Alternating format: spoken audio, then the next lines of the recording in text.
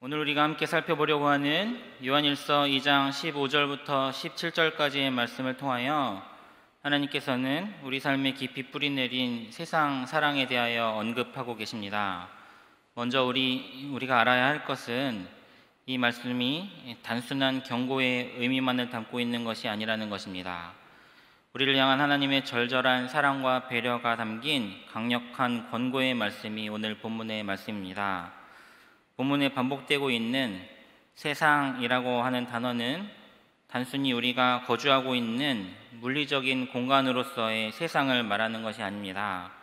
본문에서 이야기하는 이 세상이란 하나님의 뜻과 상반되는 세상의 가치관, 세상의 욕망, 그리고 이 세상의 모든 악한 체계를 의미하는 것입니다.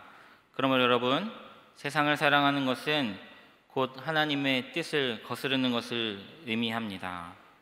사도 요한은 이 세상을 세 가지로 설명하고 있습니다. 첫 번째로 육신의 정욕, 둘째 안목의 정욕, 셋째 이생의 자랑이 그것입니다. 이 세 가지는 모두가 우리의 죄악된 본성과 매우 밀접하게 연관되어 있는 것인 동시에 우리가 경계해야 할 매우 중요한 요소들입니다. 첫째로 육신의 정욕이란 우리의 육체적인 욕망과 쾌락을 의미합니다. 우리는 이 세상을 살아가는 거의 모든 순간을 많은 유혹 가운데 직면합니다. 먹고 마시고 입고 즐기는 것을 위해서 조금 더 많은 시간과 정성을 할애하려고 하고 조금 더 편안한 가운데 쾌락 가운데 머무르려고 하는 그 욕망이 우리의 마음을 사로잡습니다. 그러나 여러분, 이러한 것들은 일시적인 만족을 위한 것이지 영원한 기쁨을 주지는 못합니다. 그러나 하나님께서 주시는 참된 기쁨과 평안은 우리 육신의 정욕을 넘어서는 것입니다. 우리의 머리털까지 세심바 되시는 하나님께서는 우리의 필요를 다 알고 계시고 살피시고 그 필요대로 채워주십니다. 낮에는 구름기둥으로 밤에는 불기둥으로 지키셨던 하나님께서는 광야 한가운데 이스라엘 백성들에게 만나와 메추라기로 먹이셨지만 넘치도록 주지 않으셨습니다. 그들의 사정에 맞도록 꼭 필요한 만큼의 은혜로 허락하셨습니다. 넘치도록 베풀어 주셔도 묵으면 썩는 법입니다. 은혜가 은혜인 줄을 알지 못하고 그 은혜의 가치를 소홀히 여기게 되어 있는 것입니다. 우리의 모든 세상의 욕망, 육신의 정욕을 내려놓고 오직 하나님만 의지하여 은혜를 구하는 하나님의 백성으로서 살아갈 수 있기를 바랍니다. 둘째로 이 세상이 가지고 있는 악한 속성 중에 하나가 안목의 정욕입니다. 인간이 가진 여러 감각들은 그것을 통하여 느껴지는 많은 것들을 사실적인 정보로 받아들입니다. 그리고 대부분은 그것을 아니라고 부인하는 법이 없습니다. 때문에 보이는 세상의 아름다움, 즐거움, 재미에 깊이 매료되기가 쉽고 또 우리의 눈으로 스마트폰을 통하여 삽시간에 퍼져나가는 그 무분별한 정보들이 진실인지 거짓인지 유익한 것인지 헛된 것인지 판단하기도 전에 우리의 생각은 눈으로 받아들인 그 처음의 그 외양만으로 큰 영향을 받기 마련입니다. 그러나 여러분, 이러한 것들은 우리의 영혼을 어둡게 만들고 하나님의 영광을 가리는 것들이 대부분입니다. 우리의 눈이 세상의 유혹에 사로잡히지 않도록 주의해야 하는 것입니다. 보이지 않는 것보다 보이는 것을 더 중히 여기는 우리의 안목의 한계입니다. 눈을 들어 하늘을 바라보시기 바랍니다. 그리고 하나님의 선하심과 아름다움, 거룩한 뜻을 묵상할 수 있기를 바랍니다. 예수님께서는 마태복음 6장 22절로 23절 말씀에 눈은 몸의 등불이니 그러므로 내 눈이 성하면 온몸이 밝을 것이요 눈이 나쁘면 온몸이 어두울 것이니 라고 말씀하셨습니다. 우리의 눈이 세상의 유혹에 사로잡히지 않도록 항상 하나님의 영광만 바라보며 살아야 하겠습니다. 그리고 셋째로 이생의 자랑, 즉 세상에서의 성취와 자랑거리를 의미하는 것입니다. 여러분, 세상이 그렇지요? 세상이 말하는 성공의 가치가 그렇습니다. 우리가 얼마나 성공했느냐, 이야기하는 그 가치의 척도는 보통은 학벌과 직업, 부와 명예와 권력에 있습니다. 좀 더 많이 가진 것, 좀 더 높은 자리에 오르는 것, 그것을 성공으로 이야기합니다. 그러나 여러분, 이러한 것들은 모두 일시적인 것입니다. 오늘 피었다가 내일 또 지는 것이 우리의 인생입니다. 억만금을 쌓아도 원하시면 한날에 거두어 가실 수 있는 분이 우리 하나님이세요. 그러므로 우리는 유한한 이 생에서의 자랑이 아닌 영존하시는 하나님 앞에서의 겸손과 순종을 자랑하며 살아가야 합니다. 우리의 모든 성취는 오직 하나님의 은혜로만 가능한 것입니다. 그래서 예레미야서 9장 23절로 24절 말씀에서 하나님께서는 지혜 있는 자는 그의 지혜를 자랑하지 말라, 용사는 그의 용맹을 자랑하지 말라, 부자는 그의 부함을 자랑하지 말라, 자랑하는 자는 이것으로 자랑할지니 곧 나를 아는 것이라 말씀하셨습니다. 내 모든 삶의 성취와 유익을 하나님께 영광으로 돌려드릴 수 있기를 바랍니다. 하나님의 사람은 오직 그분을 아는 것과 그분을 자랑하는 삶을 살아갈 뿐입니다.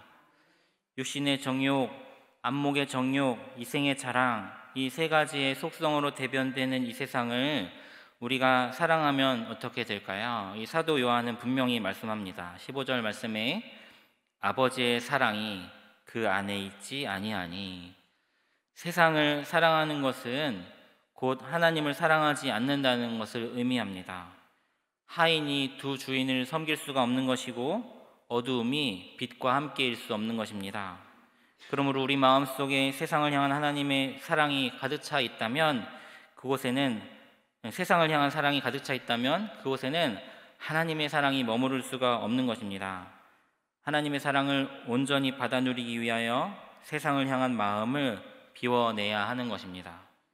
우리가 흔히 육신의 정욕과 안목의 정욕, 이생의 자랑에 빠지기가 너무나도 쉽습니다. 세상이 주는 즐거움과 욕망이 우리 눈과 마음을 사로잡습니다. 그러나 이러한 것들은 모두 일시적인 것들이고 결국에 사라질 것들입니다.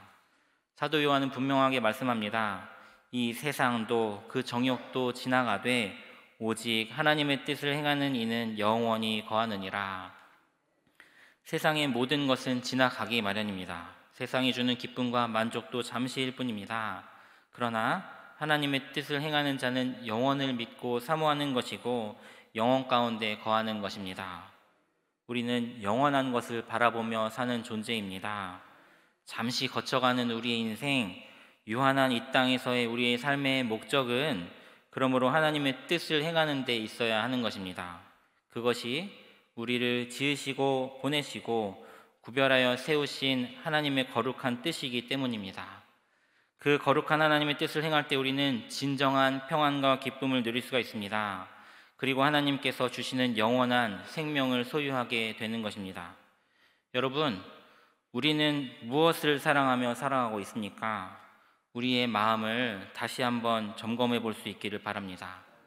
이 세상을 사랑하지 않고 하나님의 뜻을 행할 때 우리는 진정한 평안과 기쁨을 누릴 수가 있습니다.